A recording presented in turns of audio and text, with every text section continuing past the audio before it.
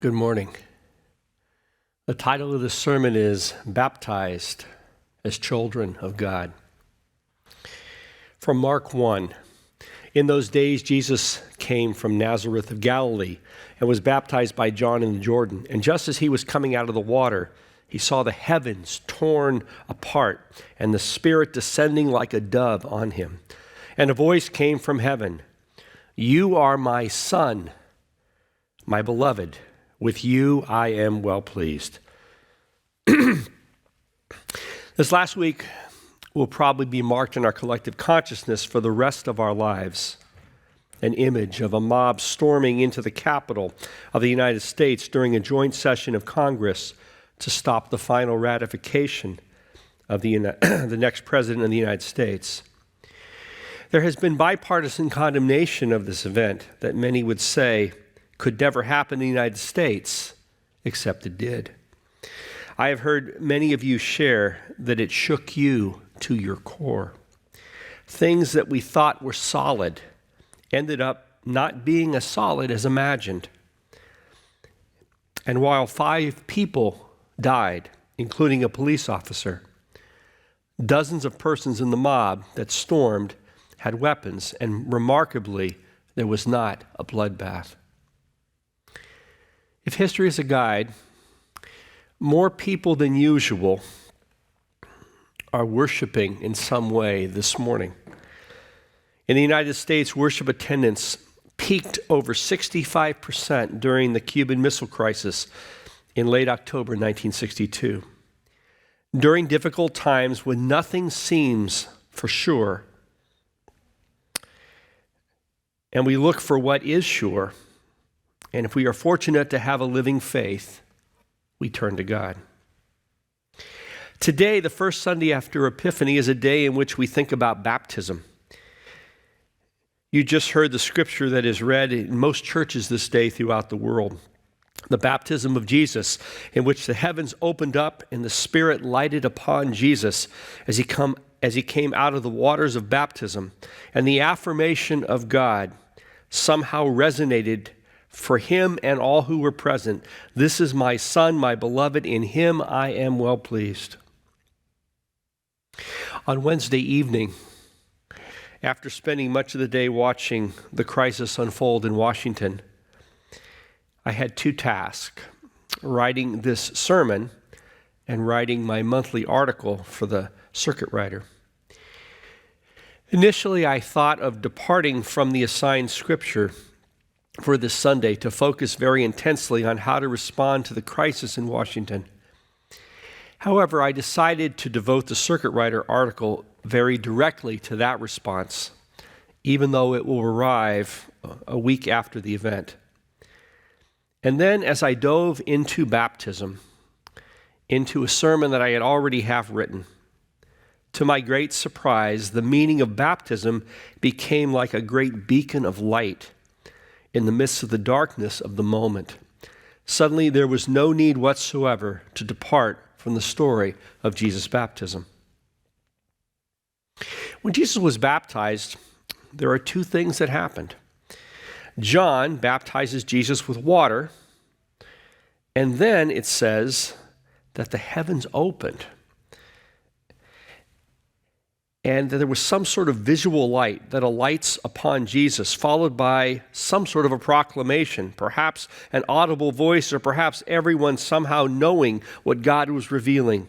Either way, what was known was this: coming from God were these words or these ideas or this thought: "You are my Son, I love you. With you I am well pleased." Now, these words would have been shockingly familiar, because these are the words of the blessing. Not a blessing, but the blessing.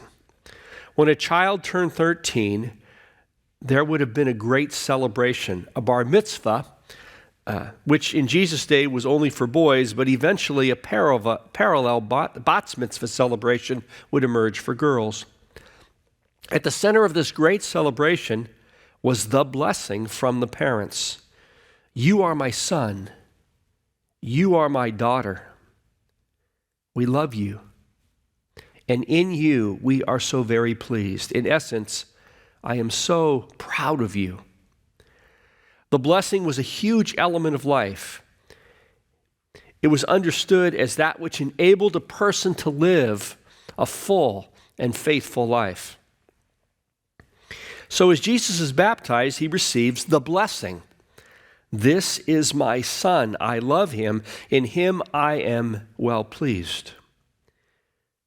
Yet while this is Jesus being baptized, this blessing has come to be understood as the baptismal blessing for all of us, that we are children of God, loved by God, and affirmed by God. In Romans 8, verses 14 through 17, you find the reality of this blessing described with incredible poetic beauty. All who are led by the Spirit of God are children of God. For you did not receive a spirit of slavery to fall back into fear, but you have received a spirit of adoption. When we cry, Abba, Father, it is that very Spirit bearing witness with our spirit that we are children of God. And if children, then heirs of God and joint heirs with Christ. If, in fact, we suffer with him, so that we may also be glorified with him. In baptism, we come to know who we are and to whom we belong. In addition, baptism is the most family-centered part of the Christian life. Parents bring forth their children to receive this blessing, either as a baptism or as a dedication. It's the same blessing. This is a child of God, loved by God and affirmed by God. And you are complete as a child of God. However, there is that one additional sentence at the end of that passage in Romans 8. We are children of God, and if children, then heirs, heirs of God, and joint heirs with Christ. And then comes the final sentence. If, in fact, we suffer with him, so that we may also be glorified with him. We don't really want to hear that final thought, that somehow the glory of God is revealed in suffering, in sacrifice, in the darkest parts of life, is where we find the glory of God. On the morning of October 17th, 1973, John McClamrock bounded out of bed, threw on bell-bottom jeans and a loud patterned shirt with an oversized collar, jumped into his red El Camino with a vinyl roof, and raced off to Hillcrest High School in Dallas, 6 blocks from his home. He was 17 years old, and according to one girl who had dated him, he was an all-American boy, just heartbreakingly beautiful. He had china blue eyes and wavy black hair that fell over his forehead, and when he smiled, dimples creased his cheeks. Sometimes when he sacked groceries at the neighborhood Tom Thumb Market, Hillcrest girls would show up to buy watermelons so that he would carry them out to their cars. But in the afternoon of October 17th, John's high school football team, the Hillcrest Panthers, were playing. On Hillcrest's opening kickoff, John burst through the other team's blockers and zeroed in on the ball carrier. He lowered his head, and as the two collided, John's chin caught the runner's thigh. The sound, one teammate later said, was like a tree trunk breaking in half. John's head snapped back, and he fell face first to the ground. For the next several seconds, another teammate recalled, there was nothing but a terrible silence. As soon as John was wheeled into Presbyterian Hospital, doctors knew he was in trouble. They gave him a complete neurological exam, scraping a pencil across the bottom of his feet, which he couldn't feel, and taking x-rays. Then ordered that his head be shaved, and 2 small holes were bored into the top of his skull. Large tongs, like the ones used to carry blocks of ice, were attached to the holes, and 70-pound weights were hung from the tongs in an attempt to realign his spine. A Hillcrest High School administrator called John's mother at her office at a local bank where she worked.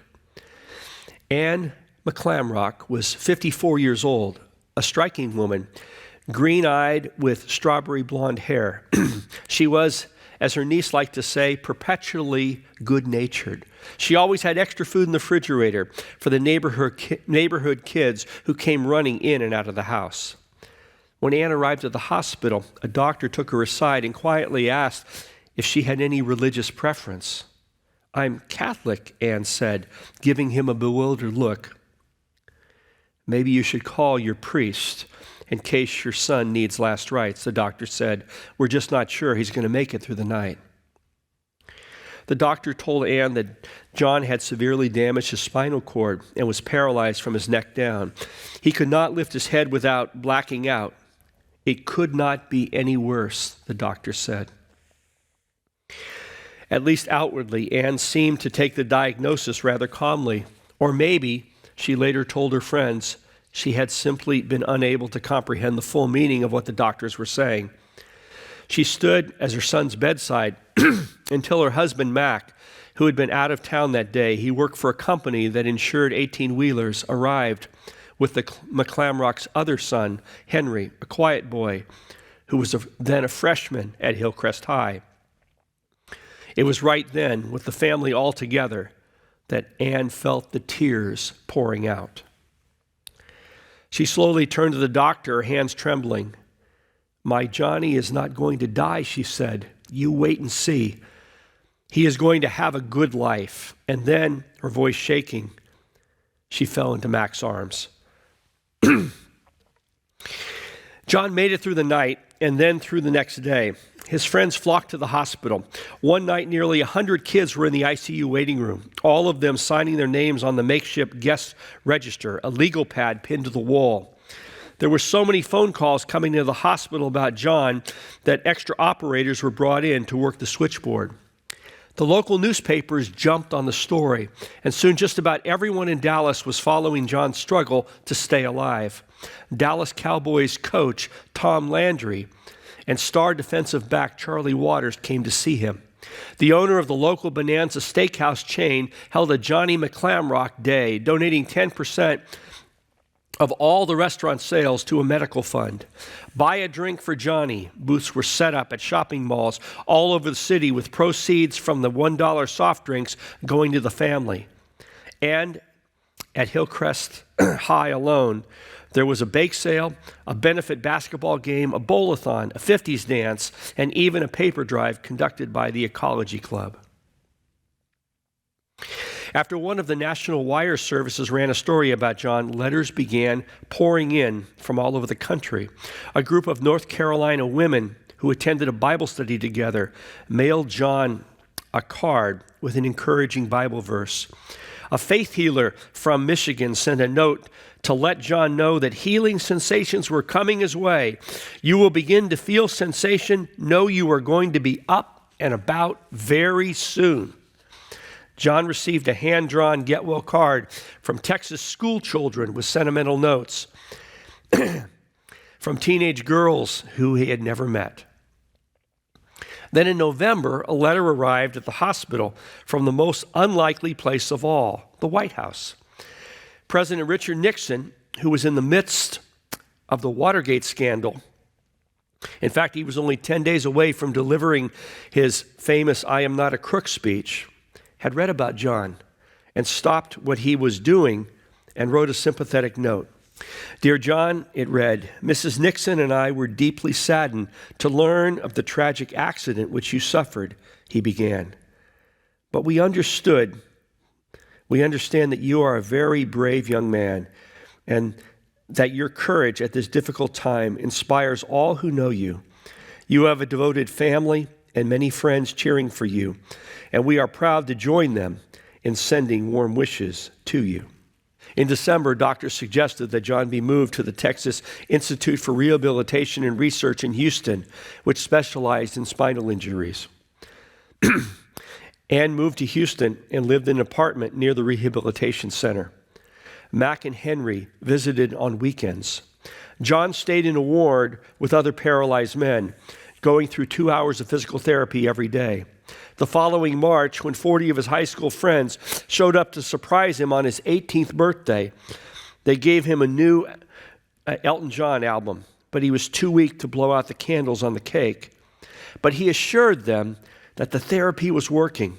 Speaking into a telephone receiver held by his mother, he told a Dallas morning newspaper reporter that he would walk again and probably go back to playing football. "I will never give up," he said in as firm a voice as he could muster. But late that spring, doctors met with Anne, Mac, and Henry in a conference room. Staring at their notes, they said, "Not a single muscle below John's neck has shown any response. He still couldn't raise his head without losing consciousness." They added, "This means there's almost no chance that he will be able to sit upright in a wheelchair." One of the staffers took a breath. "We've found that 95% of the families that try to take care of someone in this condition cannot handle it," she said. "The families break up." She handed them a sheet of paper. "These are the names of institutions that will take good care of him." Anne nodded, stood up, and said, "We will be taking Johnny home, thank you." A relative arrived with a station wagon. John was loaded in the back, and the McClamrocks returned to their home in Dallas, where a newspaper reporter and some friends were waiting. Mac, Henry, and a couple of others carried John, who was wearing his Hillcrest football jersey, into the house and into his bedroom that Anne had decorated with photos and footballs that had been autographed by members of various NFL teams. She also placed the football from the game in which he was injured, which had been signed by his teammates. Then Anne told her son, "Here we are. Here is where you are going to get better." Every morning before sunrise, Anne got out of bed, did her makeup and hair, put on a nice dress or pantsuit, dabbed perfume on her neck, and walked into John's room. She shaved him, clipped his nails, brushed his teeth, gave him a sponge bath, shampooed his hair, and scratched his nose when it itched. She fed him all his food, serving him one bite of food after another. And she taped a straw to the side of a glass so that he could drink on his own. She changed his catheter and emptied the drainage bag when it was filled up with urine. She dutifully cleaned his bottom as if he were a newborn whenever he had a bowel movement. To prevent bed sores, she turned him constantly throughout the day, rolling him onto one side and holding him in place with pillows, then rolling him back onto his back and then rolling him to the other side, over and over and over again. From Monday through Saturday, she almost never left the house. On Sunday mornings, she went to Mass at Christ the King Catholic Church. She would light a candle for John each week and put $10 into the collection box. Afterwards, she drove to Tom Thumb Market, the same grocery store where John used to work, to buy groceries. Once a month, she'd treat herself to a permanent at the hair salon at J.C. Penney. But that was it. Every other minute was devoted to John. Perhaps John kept up such a schedule because she thought John didn't have long to live. Within weeks after they returned from Houston, he developed a kidney infection so severe it caused blood poisoning. An ambulance pulled up at the house. Paramedics ran inside, picked up John from his bed, and drove him to Presbyterian Hospital. Somehow he recovered, and when the paramedics brought him home, Anne kissed him on his forehead and said, "I'm so proud of you." A few weeks later, he developed pneumonia, which forced another trip to the hospital. Once again, he made a comeback. And once again, he has returned home and went through her ritual, kissing him on his forehead and saying how proud she was of him. For the next few months, his friends constantly dropped in to visit. Driving past the house on their way to school, they would always honk their horns. And because the newspapers in those days printed the home address of people they wrote about, strangers did indeed show up with food and gifts. At least 5 well-wishers brought him copies of the book Johnny, the autobiography of a young woman, Johnny Erickson, who was paralyzed at the age of 17, but became a skillful artist, using only her mouth to guide her brush.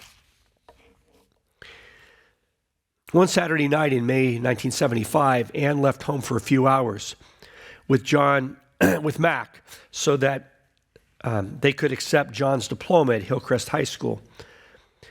When John's name was announced and Anne began to walk across the stage, the cheers filled the room. The reporters wrote about his graduation. When one journalist came to see him, John remained upbeat, saying he might take business law courses and someday try to pass the bar. I really appreciate all the help everyone has given to me and my family, John said. Tell everyone thanks. But when the reporter asked him about his dream of walking again, John simply said, "Oh, I don't know." As time passed, the idea of ever walking again grew dimmer and dimmer. A spinal injury that causes complete paralysis from the neck down is one of the most difficult injuries to live with. Yet Anne and Mac and Henry were absolutely committed to loving John as the son and the brother that he would always be for them, and to be the mother and father and brother that he needed for them to be. "Come on, Johnny, we can get through this," Anne would say when she saw that look of despair across his face. She would often read to him favorite lines from a Catholic book of devotion she owned. One said this: "You can find the good in what seems to be the most horrible things in the world. God tells us that all misfortunes, through them all, we must seek the good. Acting hopeless is easy. The real challenge is to hope." She would also show him a small, well-worn card titled Prayer Thanksgiving, which she kept on her bedside table. This prayer that she prayed every day ended with these lines: "Lord Jesus, may I always trust in your gracious mercy and love. I want to honor and praise you now and forever. Amen." She told John that that was the prayer that sustained her. We must pray for God's mercy, she said. That's all that we can do. But a lot of people who knew the McClamrocks could not help but wonder if God had abandoned them.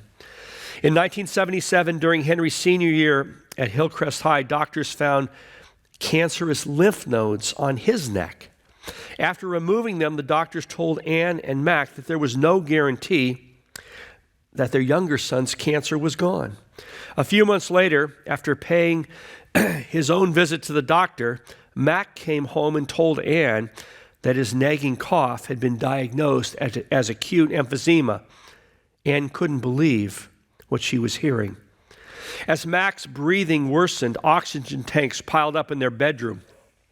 In January 1978, he walked down the hall to sit with John. Wheezing, he patted his son on the shoulder and said he was going to need to spend a little time in the hospital. He walked out of the house and went to the hospital and died 4 days later. After Mac's funeral, which John was not well enough to attend, Anne drove home, walked into John's room, and put on her best smile for her son. "We're going to keep fighting," she said. "That's all I ask. Just keep fighting." Anne and John developed a daily routine. In the morning, either she read to him, mostly stories out of Reader's Digest, or he read alone, using a page-turning device that he could operate with a nod of his head. They watched game shows and the religious soap opera Guiding Light. Henry, who by then was living in his own apartment and working as a car salesman, would come over to sit with John on Sundays so that Anne could go to church and the grocery store. When she returned, she would fix a huge meal, usually chicken or pot roast with potatoes. Finally, at the end of each night, she would kiss John on the forehead and say, "I'm so proud of you," and then go to bed, always reading her prayer of thanksgiving before falling asleep. At least once a year, John came close to dying. He developed a urinary tract infection that nearly caused renal failure. Bladder stones clogged his catheter. His lungs filled with fluid, nearly drowning him. During his stays at the hospital, the doctors would say to Anne, "It's touch and go." But he would always recover and be brought back into the house, and Anne would kiss him on the forehead and say, "I'm so proud of you." One afternoon, as paramedics carried him back into the house, he looked at his mom and Henry and said, "Here I am. Still kicking. He grinned and added, well, maybe not kicking. Anne was delighted. That's the spirit, she said. In March 1986, to nearly everyone's surprise, he made it to his 30th birthday. Anne threw one of her old-fashioned dinner parties, inviting relatives and friends. You simply cannot fathom how they were able to do it day after day, Anne's niece, Frances, later said. I'd say to pretty Annie, don't you ever feel overwhelmed? Aren't you ever bitter at what has happened to you? And she'd say, Frances, we can either act hopeless or we can make the best out of life that has been given to us. And she showed me the prayer on that Thanksgiving card, and she said, God will provide. I know he will. Many of John's classmates, the very ones who had flocked to the intensive care waiting room so many years ago, eventually lost touch with him. They'd certainly meant to visit, but one thing or another had gotten in the way, and now, after so many years, they were no longer sure how to restart the friendship they once had. But in 1995, the organizers of the 20th reunion festivities for Hillcrest I, class of 75, put out the word that John, his mother, and his brother Henry would be more than happy to entertain visitors. Henry had moved back home after a divorce and had undergone 2 more cancer surgeries on his already scarred neck. During the reunion, 50 or so classmates came to the house, and they were stunned by what they saw.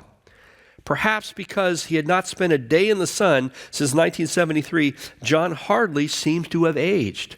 His skin was perfectly smooth, and his hair was still jet black and long over the ears, exactly the way all the guys used to wear their hair in high school in the early 1970s. A couple women who had once dated John blinked back tears when they saw him. Another classmate, Sarah Foxworth, gasped when she walked into the room, and he called her by name. But I thought you didn't know who I was, she exclaimed. I was too shy to talk with you.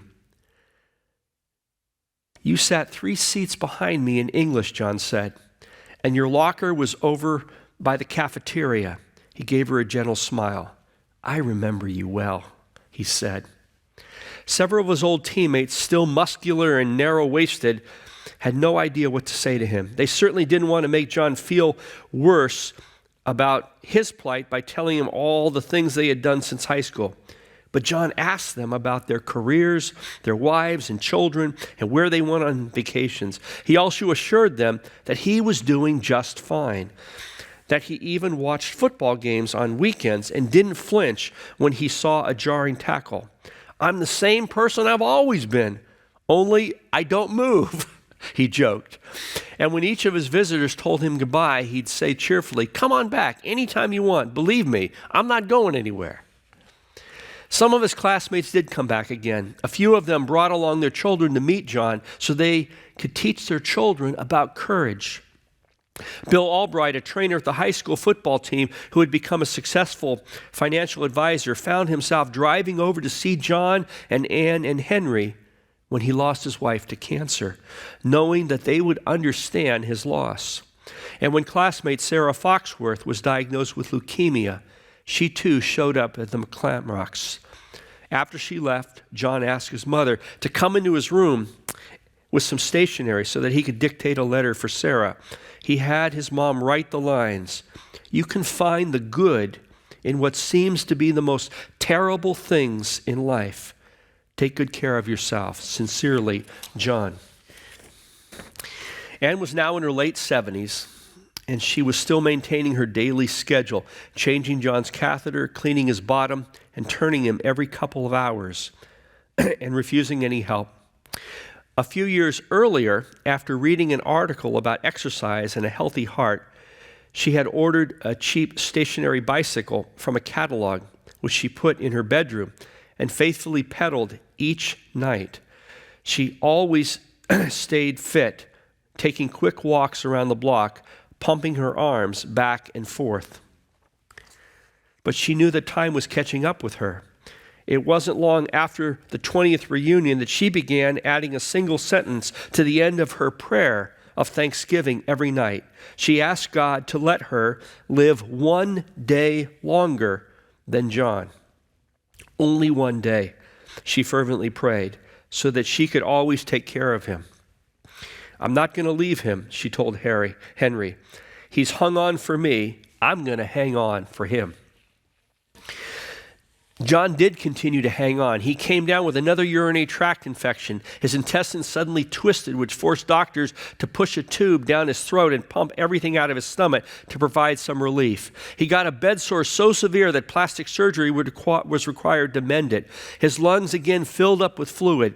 But each time he bounced back, as paramedics carried him inside the house, he would say, "Still kicking." And his mother, following her ritual, would kiss him on his forehead and say, "I'm so proud of you." For Anne's 82nd birthday, on January 12, 2001, Henry brought home a gift, along with a takeout chicken enchilada dinner from El Fenix and a bag of red licorice, her favorite candy. "To Mom, still kicking," John said as she opened her present, a small bottle of perfume that Henry had bought at Dillard's. 5 years later, on her 87th birthday, Henry brought home takeout enchiladas again and a bag of red licorice. And John again said, "To Mom, still kicking." In January 2008, Anne, John, and Henry celebrated Anne's 89th birthday with another takeout meal from El Fenix and another bag of red licorice. A few weeks later, in the middle of the night, she thought she heard the sound of bed springs squeaking in John's room. She heard footsteps and then a cry. "Mom?" She sat up, pulled her green terry cloth bathrobe over her gown, and headed down the hall. Because she could not see in the darkness, she kept one hand on the wall to keep herself from falling. When she reached John's bedroom doorway, she stepped forward and peered toward the bed in the corner of the room. "Johnny?" she asked. "Johnny?"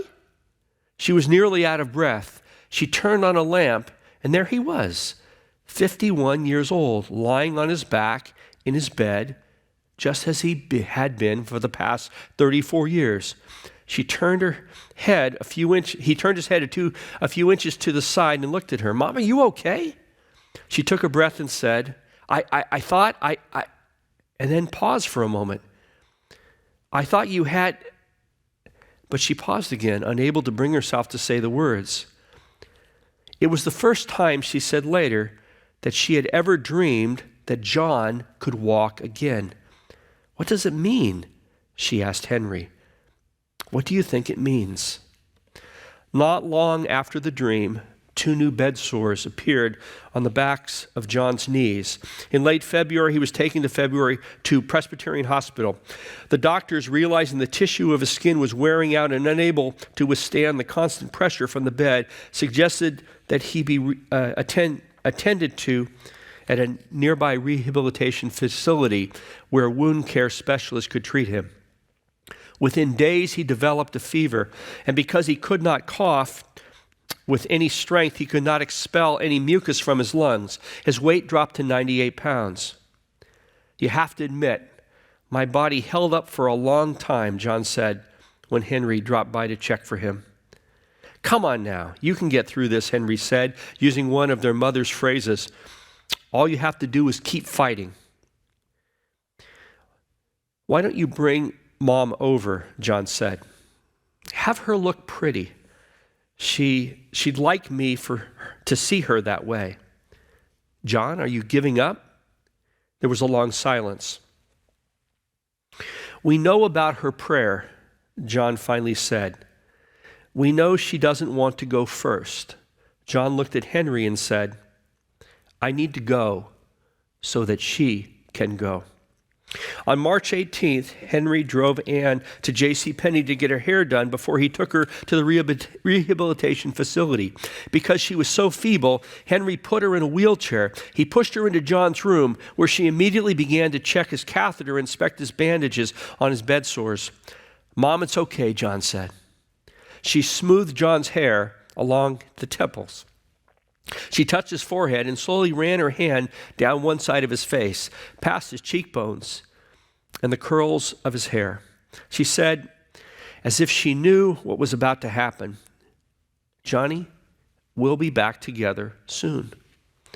With the deep confidence that comes from the faith of his mother, and now what had become his own faith as well, he said, I know we will be back together soon.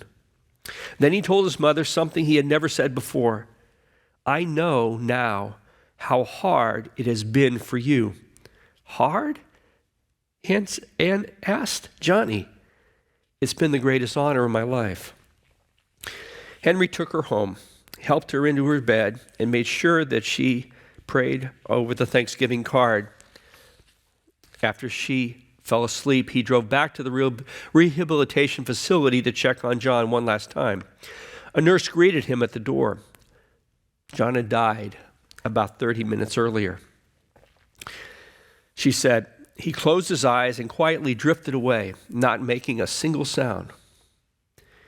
It was standing room only for the funeral. Some of John's childhood friends had flown in from around the country. His classmate Sarah Foxworth, less than a year away from death herself, was also there. John's schoolmate Jeff Whitman, a prominent Dallas eye surgeon, came straight from the hospital, still wearing his scrubs. And Dave Carter, the former Hillcrest swimming coach, who had named his dog after John, already had tears in his eyes when he walked into the sanctuary. The mourners looked toward the front rows to get a glimpse of Anne. But just before the service began, a priest walked up to the pulpit and announced that Anne and Henry would not be there. Earlier that morning, the priest said Anne had collapsed while getting dressed for the funeral, and Henry had to rush her to Presbyterian Hospital. The organist launched into the opening hymn, and John's casket was rolled down the main aisle. He was dressed in the suit he'd worn to his father's funeral. The priest waved incense over John's casket and said, May the Lord bless this man who is finally freed of the binds that have held him. May he run over fields of green. Anne returned home a couple of days later. Clearly disoriented, she wandered through the house, always holding onto the wall, not sure what to do. At one point, she picked up the phone and asked Henry for the number of a Dallas department store that had been closed for decades. She asked to talk to her father, who had been dead for 50 years. She then stood in the doorway of John's bedroom, staring blankly at his bed. Johnny, she said, Johnny, are you walking? 8 weeks after John's death, Anne died in her bed. Her beloved prayer of thanksgiving on the bedside next to her. Henry was sitting beside her, holding her hand.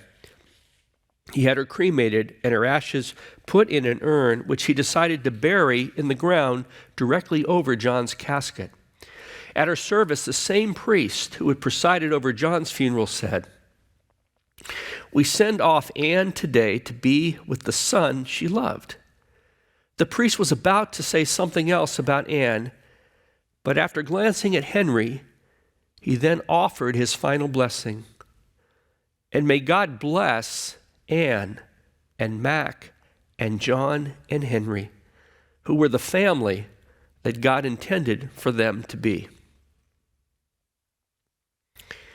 That story comes from the Texas Monthly, and I shared it nearly word for word. I know it's a bit long, but it's an amazing story.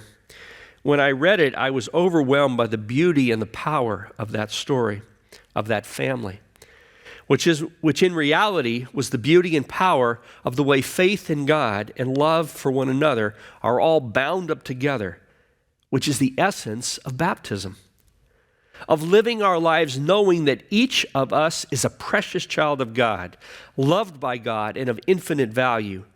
And when we come to make the meaning of baptism incarnate, lived out in flesh and blood, then we are able to live life to its fullest and be the persons God would have us be. In essence, we truly know what life and faith is all about. And the story of this amazing family of faith and love also reveals the truth of that last difficult line about how we come to fully realize being a child of God, a joint heir with Christ, if in fact we suffer with him, so that we may also be glorified with him. For you see, pain and suffering and hardship are not the antithesis of faith. They are the source and the ultimate revealer of faith. For through pain and suffering and hardship, we come to know that we are children of God and joint heirs with Christ. May we live out our faith during these difficult times in such a way that we too might come to know with the depth of our being that all of us are blessed children of God. Amen.